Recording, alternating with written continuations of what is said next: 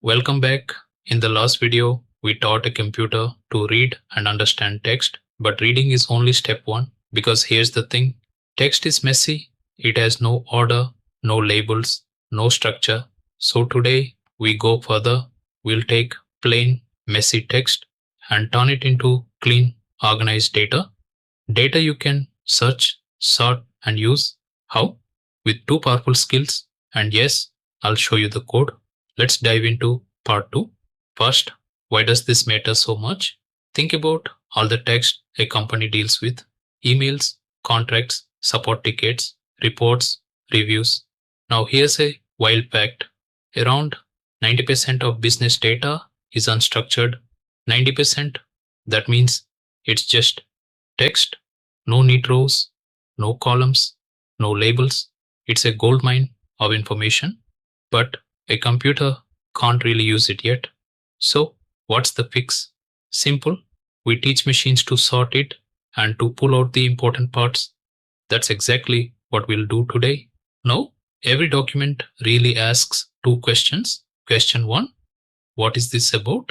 Is this email about billing or tech support? Is this news about sports or politics? Question 2: what's inside it? Are there any names, dates, places, amounts of money? Our first skill answers question 1. We call it classification. It sorts text into groups. Our second skill answers question 2. It's called entity recognition. It pulls out the key details, master both, and messy text becomes clean, useful data. So here's our plan for today. Skill 1: document classification. This sorts a document into a category like spam or not spam, or billing, technical, or sales. Skill 2: entity recognition. This finds the people, places, dates, and amounts hidden in the text. And finally, we'll see how to combine them to build real tools like a system that reads and routes support emails all by itself. Two skills, real code. Let's start. Before we jump in, let's connect the dots. In part 1, we taught machines to understand text. Today, in part 2, we turn that understanding into structure. And why does structure matter so much? Two big reasons. First, structured data is searchable. Once a document has a category and tag details, you can filter it, count it, and search it, just like a spreadsheet. Second, it powers automation. A label and a few details can route a ticket, flag a risk, or fill out a form all on their own. So let's build that structure, starting with classification. Skill number 1, document classification. Let's teach a computer to sort. So what is document classification? It's simple. It puts a document into a category automatically. And why do companies love it? A few reasons. 1, routing. Send each support email to the right team and push the angry, urgent ones to the top. 2, filtering. Catch spam, block harmful post, keep bad content out. 3, organizing. Tag news by topic so it's easy to find later. And it does all of this at a scale no human team could match. Now, there are 3 kinds of classification, and the difference is easy. Type 1, binary, just 2 choices: spam or not spam, urgent or not, simple and super common. Type 2, multi-class, pick one label from many. A ticket is billing or technical or sales, just one. Type 3, multi-label. Here, a document can have many tags at once, like a news article that's about AI and healthcare and ethics. All 3, binary, multi-class, multi-label. That's the whole family. So, how does a classifier actually decide? Let's follow one step by step. First, a document comes in. Say, my card was charged twice. Next, the text is turned into numbers. Remember, computers love numbers. Then, the classifier looks at those numbers. It compares them to patterns it learned before. And finally, out comes a label. Billing with 94% confidence. The model never really reads the words, it reads the numbers behind them and picks the best match. Now, there are three ways to build a classifier. Let's meet them. The first, classic machine learning. You turn text into simple features, then train a lightweight model. It's fast and it's a great starting point. The second, fine tuning. You take a powerful model like BERT and train it on your own labeled examples.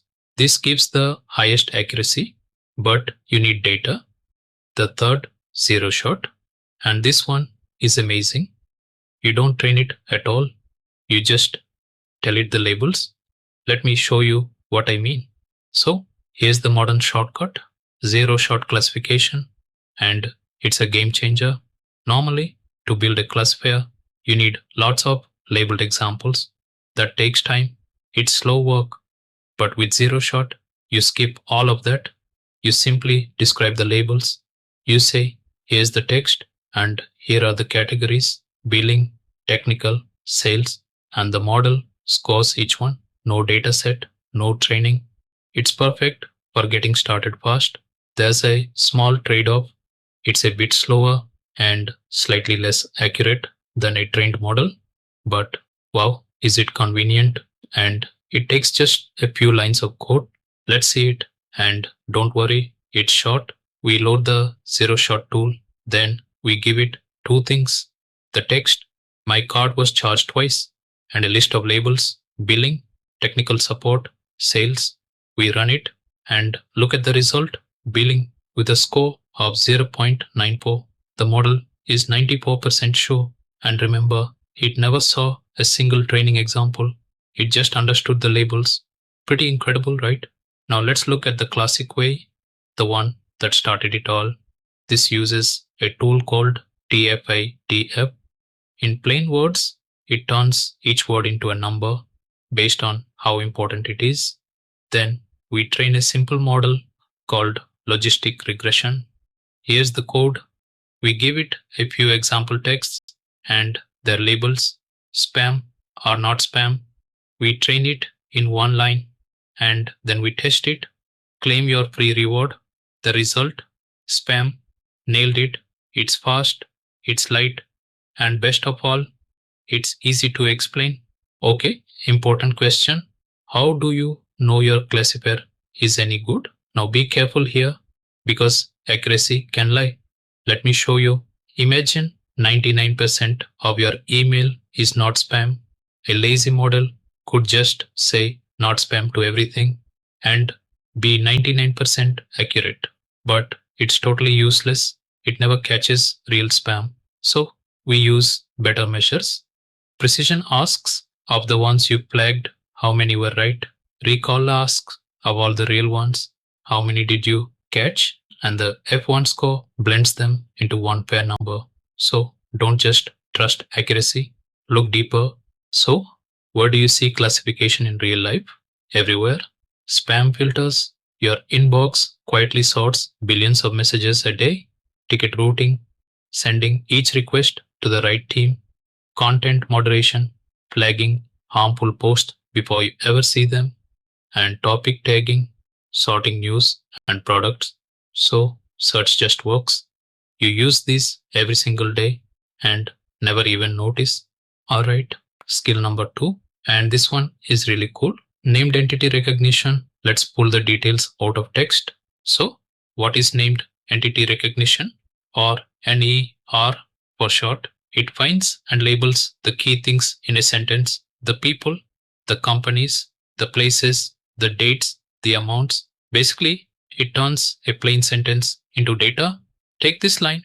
Sarah joined Google in London. NER reads it and gives you person, Sarah, company, Google, city, London. Now that's something you can drop straight into a database, and it powers so much: reading resumes, scanning invoices, hiding private info, and building smart search. Let me show you what that looks like. Here's our sentence. Sarah Chen joined Google in London on May 3rd, 2025. Now watch as NER tags it. Sarah Chen, that's a person. Google, an organization. London, a place.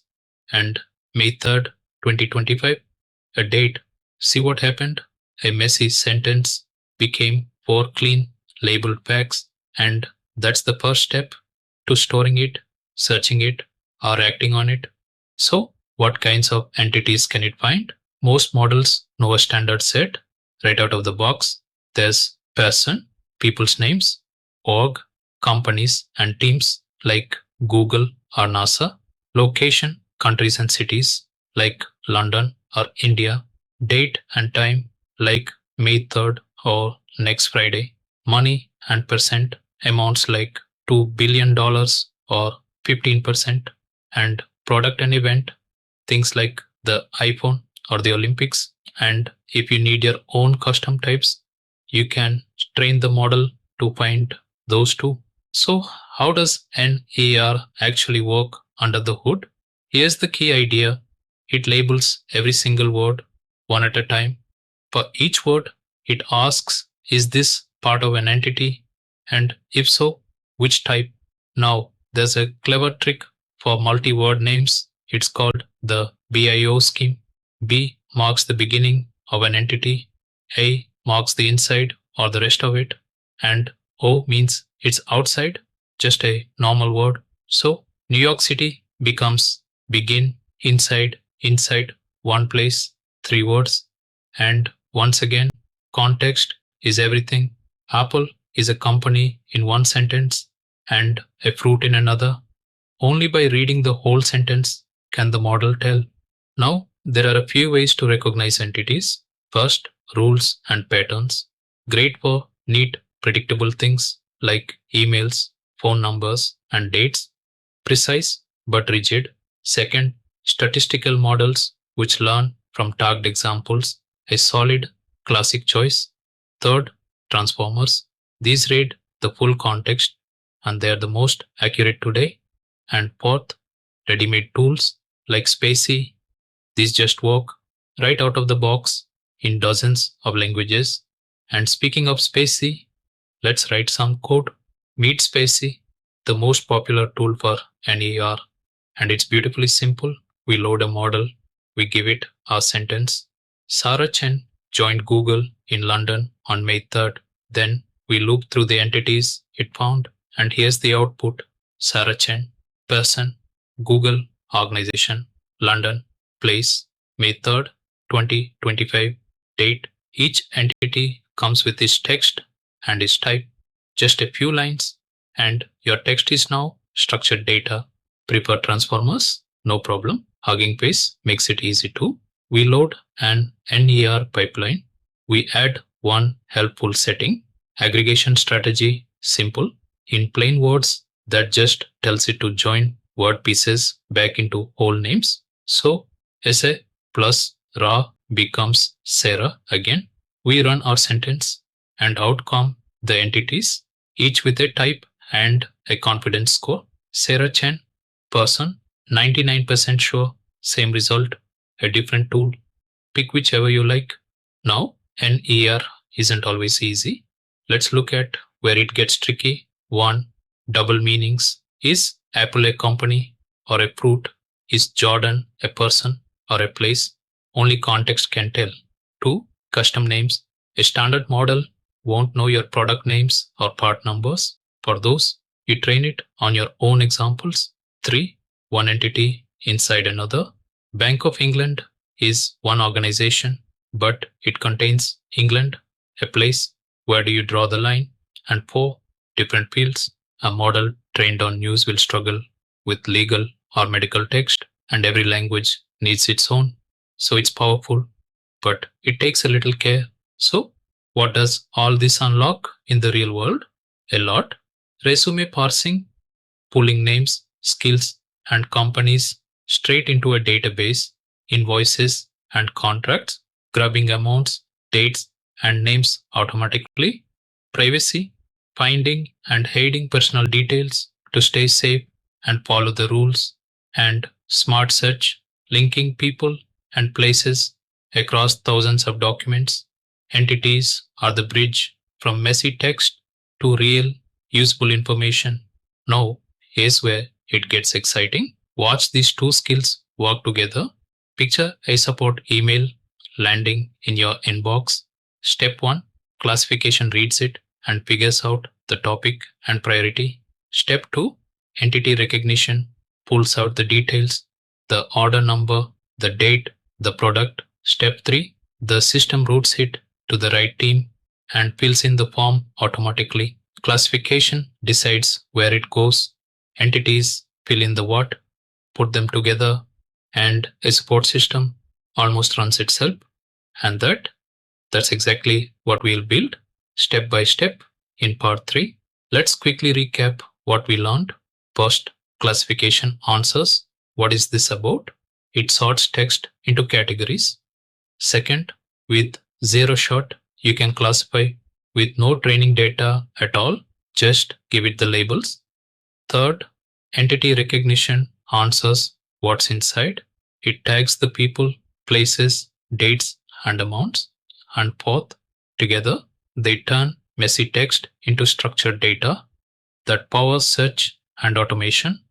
Nail these two skills, and you can organize almost any text on Earth. So, what's coming up next? In part 3, the grand finale, we'll build a real project, a full AI customer support system, and it brings everything together.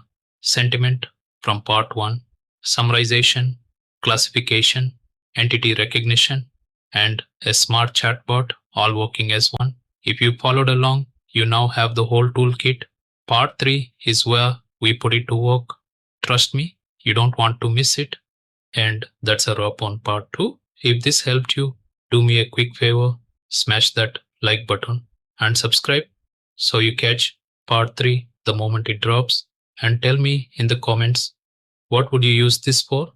Classifying emails, reading documents. I read everyone. Thank you so much for watching, and I'll see you in the next one.